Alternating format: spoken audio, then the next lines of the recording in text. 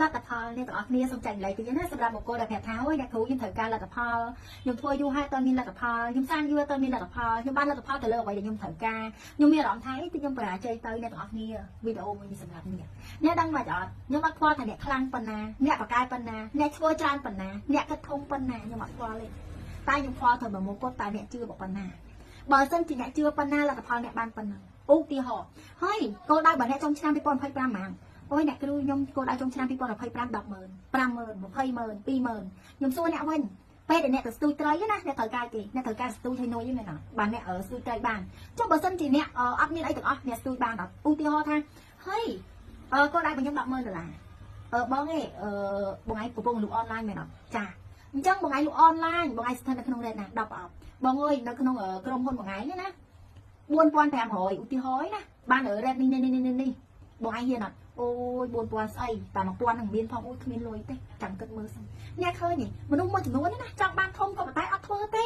អ្នកយល់ទេហ្នឹងហើយគឺជាចំណុចមួយដែលអ្នកទាំងអស់គ្នាដេកសម័យអ្នកដឹងទៅដឹងឡានតម្លៃប្រហែលតម្លៃរាប់ម៉ឺនទេមែនអត់អញ្ចឹងបើសិនជាខ្ញុំចង់បានឡានហ្នឹងខ្ញុំមិនលក់ខ្ញុំត្រូវចំណាយរាប់ម៉ឺនខ្ញុំមិនលក់តែខ្ញុំក៏បានចំណេញច្រើនគួរសមដែរចាប់ពី100ដល់1000នេះមែនអត់ដូចគ្នាផ្ទះវីឡាគេធ្វើមកសម្រាប់អីគេសម្រាប់លក់មែនអត់ចាប់ពីតម្លៃ100000ជាងទៅណាគេចំណាយច្រើនដីមានសក្តានុពលដីនៅក្នុងក្រុងអីអញ្ចឹងទៅហើយអ្វីដែលសំខាន់ផ្ទះគេរឹងមាំសម្រាប់រឹងមាំអញ្ចឹងទៅអញ្ចឹងគេត្រូវចំណាយតិចដីចំណាយធ្វើផ្ទះឲ្យមែនអត់តម្រាំតែគេបានលុយចំណេញពីអតិថិជនដូចគ្នាបុគ្គលមួយចំនួនចង់បាន100000តែលុយចំណាយដាក់4500 3500 1000ជាងអត់មានទេចាំគិតមើលសិនខ្ញុំមិនទាន់មានទេចាំគិតមើលសិនខ្ញុំសួរអ្នកសិនគិតមើលហ្នឹងពេលណាអ្នកមានអូយអ្នកគ្រូអើយខ្ញុំមិនដឹងពេលណាមានទេហើយបើអ្នកមិនដឹងពេលណាអ្នកដឹងពេលណាអ្នកមានអ្នកមិនដឹងខ្ញុំមិនដឹងវត្ថុស័ក្តិសិទ្ធិក៏មិនដឹងអ្នកមិនដឹងខ្ញុំមិនដឹងវត្ថុស័ក្តិសិទ្ធិក៏មិនដឹងផ្លូវក៏អត់រត់ចូលមករកអ្នកដែរសិចាំមិនថាមានបុគ្គលមួយចំនួនត្រូវការប្រាថ្នាភាពរីកចម្រើនត្រូវការប្រាថ្នាការបដូរជីវិតត្រូវការប្រាថ្នាលុយច្រើនក៏ប៉ុន្តែអ្នកដេកសម័យយូរហើយអាមុំឈ្នះបានហើយស៊ីហេយល់ទេអ្នករស់ស៊ីឧទាហរណ៍ថាអញ្ចេះឧទាហរណ៍ថាគ្រូយន្តទីអ្នករស់ស៊ីចាស់រស់ស៊ីលក់កៅអៅបើសិនជាខ្ញុំយកលុយទៅទិញណាខ្ញុំនឹងប្រឹងលក់ពេញទំហឹងដោយសារគេខ្លាចសល់ស្តុកតែបើសិនជាខ្ញុំអត់ចំណាយលុយតែខ្ញុំយករូបពីគេមកផុសលក់ដាច់អត់ទៅមកគ្មានស្តុកនៅក្នុងដៃផងណាមួយចំណេញលក់បានចំណេញដាច់បានចំណេញមិនដាច់ក៏អត់មានសល់ស្តុកអ្នកឃើញទេចាំមិនថាមនុស្សយើងចូលចិត្តបានអីស្រួល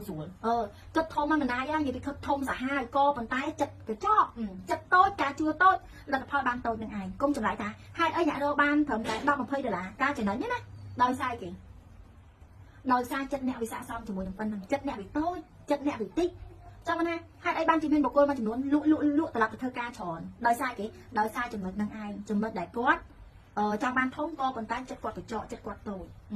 អ្នកគ្រូខ្ញុំមានលុយខ្ញុំដាក់ដើមទុននៅគ្នានឹងមានបុគ្គលណាក្នុងអនសាយទេបើអ្នកចង់រកស៊ីអ្នកត្រូវតែមានដើមទុនហើយមែនទេ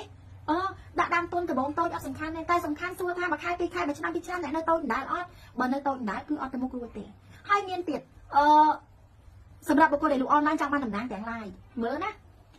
អូននេះអញចង់បានតំណែងបាន10នាក់ស្តុកបានយ៉ាងណាម្នាក់ក៏ស្តុក10ប្រអប់ដែរមែនអត់ចុះ10នាក់ណា100ចុះអញកាន់ស្តុកណាអ្នកលក់ស្តុក10ប្រអប់ងាប់ហើយអ្នកអើយអ្នកអញចង់ធ្វើនំអមម្សៅមែនអត់ងាយទេសម័យនេះស្ទះចាស់តែនិយាយថាធ្វើនំអមម្សៅអត់ស្រួលទេមានតែអ្នកដើរឈរបោកគេទេបានធ្វើនំអមម្សៅបានន័យថាអត់ព្រួយចំណាយដើមទុនតែគាត់ចំណាយកាបចំណាយអីដែរតើមែនអត់ចំណាយការនិយាយចំណាយពេលវេលាដែរតើចឹងណាមានបុគ្គលមួយចំនួនសម្រាប់កាយល្មិចហើយចង់បានតំណែងបាន100នាក់ក៏ត្រូវមាន1000ប្រអប់ក្នុងការដង្កល់ដើម្បីបានតំណែង100នាក់ហ្នឹងដែរអត់មានតកលលីងអញ្ចឹងប្រៀបដូចជាអ្នកជាដើមឈើម្ដងតែអត់ប្រឹងចាក់ឬទេតែអ្នកប្រឹងលូតឡើងទៅលើអ្នកយកអីចុងក្រោយអាលំអត់ដឹងខ្លួនទេហ្នឹងហើយគឺជាចំណុចមួយដែលគ្រូយន្តទីចង់ចែកម្លែកចំណុចទី2បើសិនជាអ្នកជាបុគ្គលម្នាក់ត្រូវការប្រាថ្នាចង់បានលទ្ធផលអ្នកត្រូវទៅចាំថាទឹកនៅក្នុងកែវនេះណា